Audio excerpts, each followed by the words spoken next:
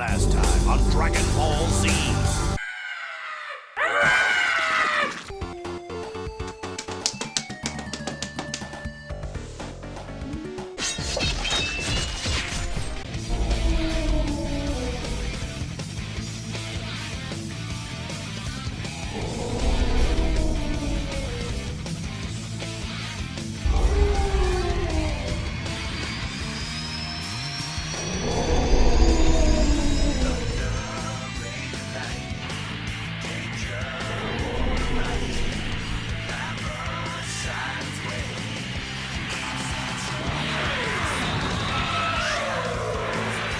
Why is everyone's dick out?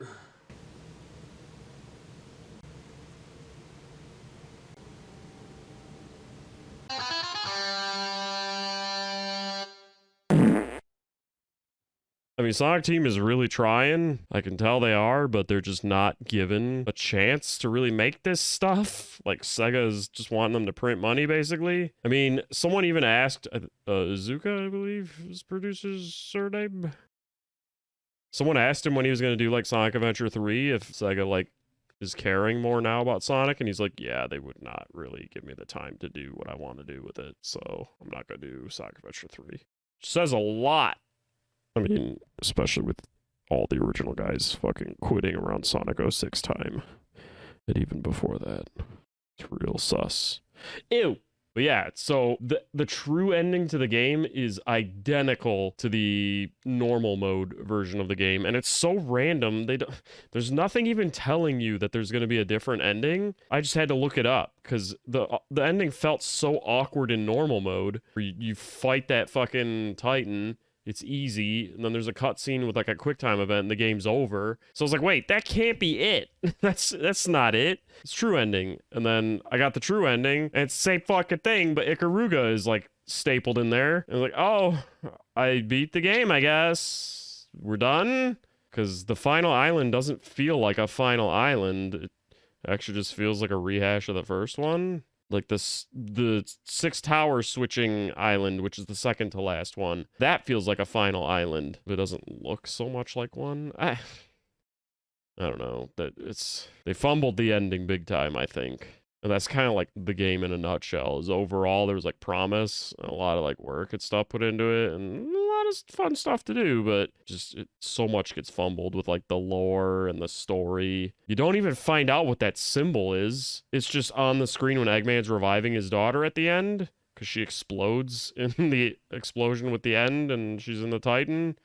But like, it's a post-credit thing where he revives her. You hear her say like, yes, father, or something on the computer, and it shows the symbol. So it's her symbol, I guess? I don't know. That's not clear. It's not really clear what Sonic's weird cyber power is. He just has it. Or what's not really clear what's really happening to him. I guess he's getting the dark essence of like the end or something. Because when he frees his friends, he takes on like evil cybernetic energy and stuff. The more he does it to help them, like every time he island hops, he loses the emeralds. He gets the emeralds, beats a Titan, moves on to the next island, loses emeralds. It's not really clear why. The emeralds just kind of split off to revive the technology because aliens used them, I guess. But who was aliens and chaos? They could have done so much to tie that in, which this game likes to go through a lot of history of the series and dialogue and stuff, and nobody not once mentions Chaos. These fuckers look just like him. Sonic gets visions of these aliens while he's deactivating the 6 towers. You get like some Halo 4-esque lore of like ancient times, and he sees them and he doesn't think of Chaos at all? Not even a little? They look just like him. So yeah, that's kind of annoying, actually, the more I think about it. Like, all they did to tie into things, and... Huh. Speaking of tying into things, there's a fucking pinball minigame you have to do to advance. That's kind of annoying. You have to get, like, an absurdly high score, and it's just too easy to die. And then there's a fucking laser minigame, not related to anything, but equally annoying. You gotta move a bunch of lasers in groups, and there's different groupings, and I hate fucking puzzles like that. You know, line everything up along certain paths. Otherwise, those weren't terrible. It's just the pinball cheap fucking deaths that could have been done without, and it would have been fine. And then the music to like the Titan fights was cool, but cringy with weird lyrics. One of the Titans like has music that has the lyrics are like "Vandalize My Heart" or something. And then when the end game credits have like Sage singing, I guess, and it's just really like sappy, and none of the lyrics are deeply thought out. I'll just say that. It's almost like All Hail Shadow again. I mean, the lyrics to the songs from Metal Gear Rising Revengeance were deeper. Not even kidding. But it's still like, they're all bangers. It's pretty good. It's like Crush 40 probably did write everything. I mean, their lyrics are always like cheesy as fuck. But they're bops. Songs they do. The other random note is like, the weather and time move so fast. Oh, my tum-tum's dying from years of fast food. Send help.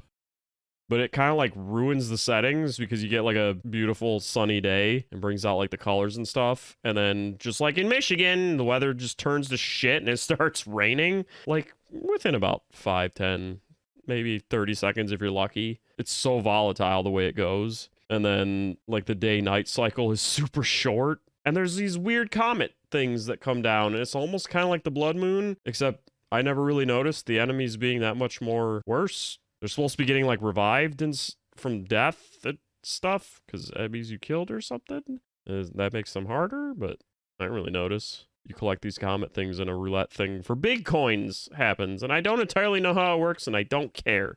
One time it disappeared after I collected one of the comets, like immediately. I was like, that's less shit on my screen. I'm fine with this.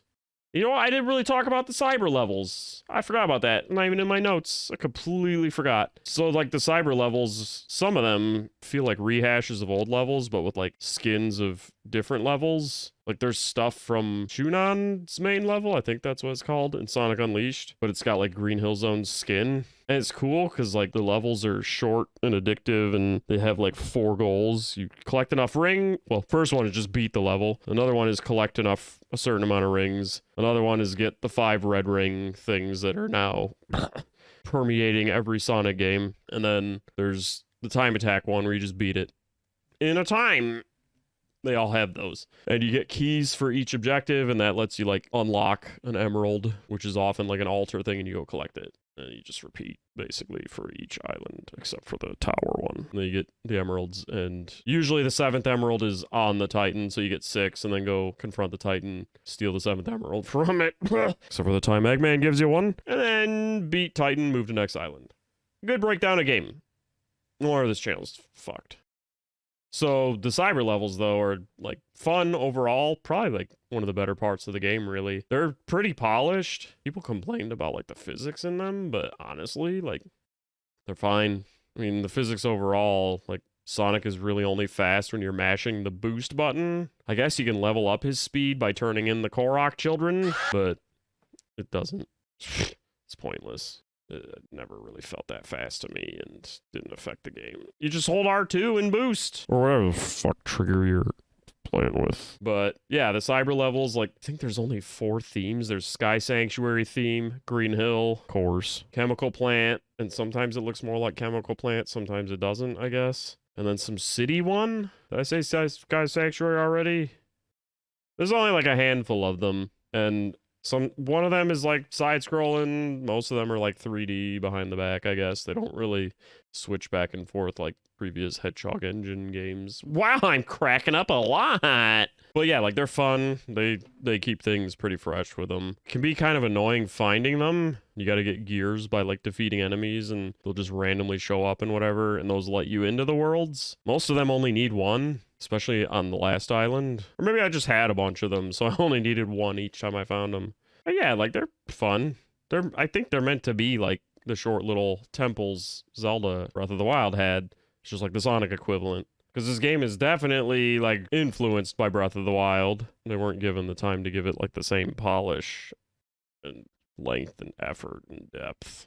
Unfortunately. Because this game has, like, a lot. I promise. It's one of the better 3D Sonic games in a while. I definitely wouldn't lump it with, like, the bad ones. But, you know, the series has been hit or miss for eons now, and this game's a bit of both. This is largely unpolished in a lot of ways, but it's more like Yakuza Kiwami like 2. Like the Dragon Engine has a bunch of janky physics at times, but it's still like overall good. So it's more like that and less like Sonic 06. They're actually allowed to like make most of the game. I give it like a 7.5, I think. I think I probably prefer colors. I don't know. And the ending sets up some possible spin-offs, which we'll never see. Tails mentions how he wants to go off and find himself and grow, because he's weirdly lacking in confidence. He even mentions, he's like, yeah, when Infinite showed up, I just got caught off guard and turned into a wimp. Yeah, that's called bad writing. But you go ahead and try to explain that, Tails. And then Amy's like, I want to see if Styx wants to go hang out and do things. So Styx, I guess, is canon now? Knuckles just mentions going back to his island for a bit. And my voice cracked for the 80th time. And then they all fly away and maybe we'll get some spin-offs. We won't.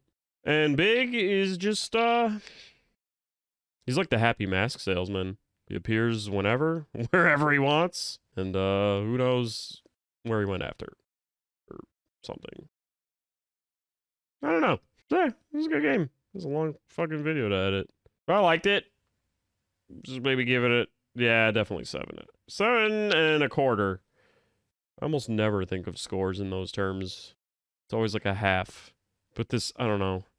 Just feels like a 7 with some points above that.